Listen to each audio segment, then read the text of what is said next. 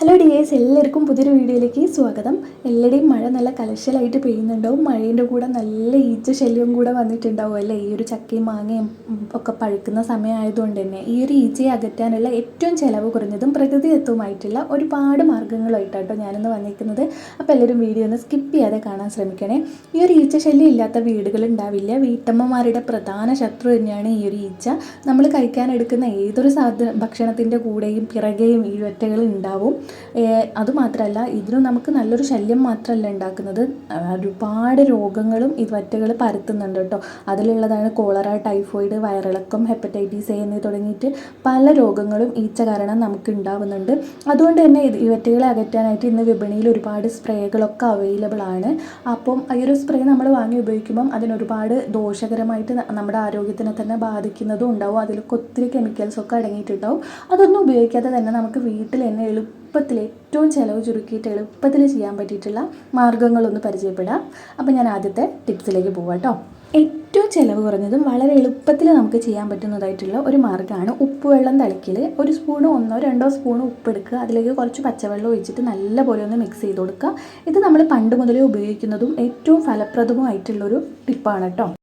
ഉപ്പിലെ ലവണ രസമാണ് ഈച്ചകളെ അകറ്റി നിർത്താൻ വേണ്ടിയിട്ട് നമ്മളെ സഹായിക്കുന്നത്. അപ്പോൾ ഇതിങ്ങനെ ചെയ്തിട്ട് ഒരു സ്പ്രേ ബോട്ടിലാക്കിയിട്ട് ഈച്ചകളുള്ള സ്ഥലത്തൊക്കെ ഒന്ന് നന്നായിട്ടൊന്ന് സ്പ്രേ ചെയ്ത് കൊടുത്താൽ മതി. സ്പ്രേ ബോട്ടിൽ ഇല്ലെങ്കിൽ ഈ ഒരു പാത്രത്തിൽ വെച്ചിട്ട് നമ്മളെ കൈ കൊണ്ട് തന്നെ ഒന്ന് വിതറി കൊടുത്താൽ മതി കേട്ടോ. വെള്ളം ഈച്ചകൾ പൂർണ്ണമായിട്ട് തന്നെ പോയി കിട്ടുന്നതാണ്.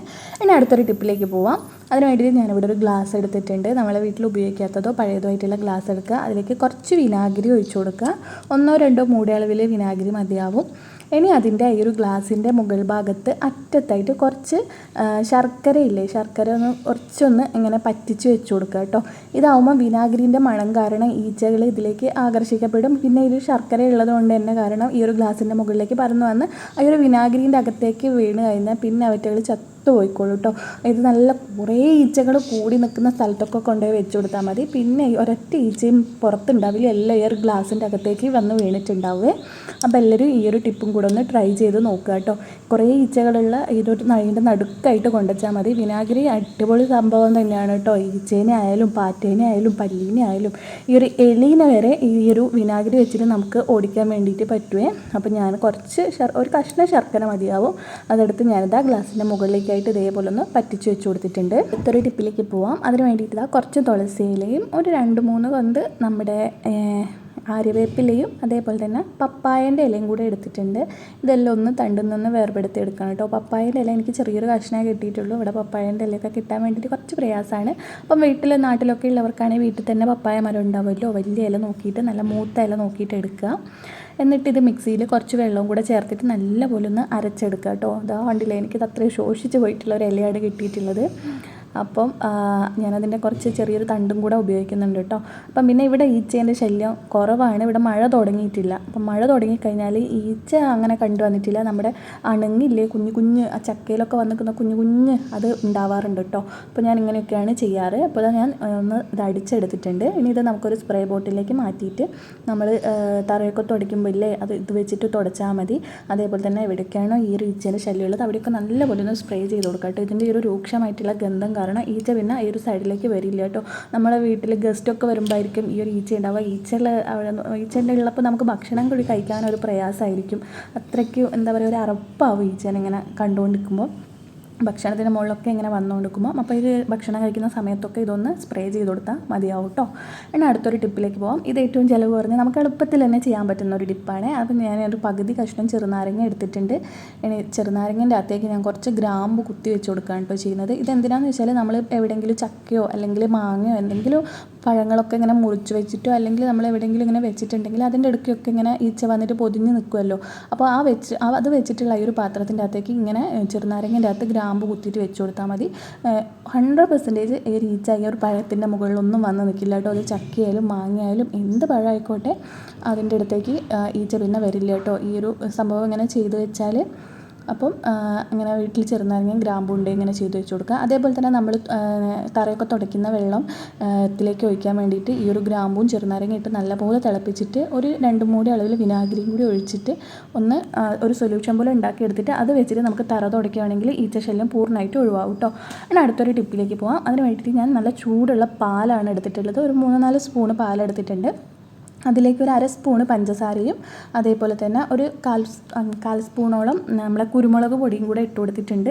ഇത് ഏറ്റവും ബെസ്റ്റ് സംഭവം തന്നെയാണ് കേട്ടോ. ഇതും ഈച്ചയെ കൊല്ലാൻ വേണ്ടിയിട്ട് നമുക്ക് ഏറെ സഹായകമാകും. എന്നിട്ട് നല്ലപോലെ ഒന്ന് മിക്സ് ചെയ്തിട്ട് ഒരു അലൂമിനിയം ഫോയിൽ പേപ്പർ എടുത്തിട്ട് ഒന്ന് നന്നായിട്ടൊന്ന് ഇതിൻ്റെ മുകൾ ഭാഗം കവർ ചെയ്ത് കൊടുക്കുക. അത് എന്നിട്ട് ഈച്ചയുള്ള ഈ ഒരു സ്ഥലത്ത് അവിടെ കൊണ്ടുവച്ചാൽ മതി. അപ്പം ഈച്ച ഇതിലേക്ക് ഇതിൻ്റെ മുകളിലേക്ക് വന്നിട്ട് ഈ ഒരു പാലിൻ്റെ ഇതിൻ്റെയോ പഞ്ചസാരേൻ്റെയോ ഒക്കെ ഇത് കാരണം ഈ ഒരു ഹോൾസിലൂടെ ഉള്ളിലേക്ക് പോയിട്ട് അതിൻ്റെ ഉള്ളിലങ്ങ് ചത്ത് കിടന്നോളൂ കേട്ടോ.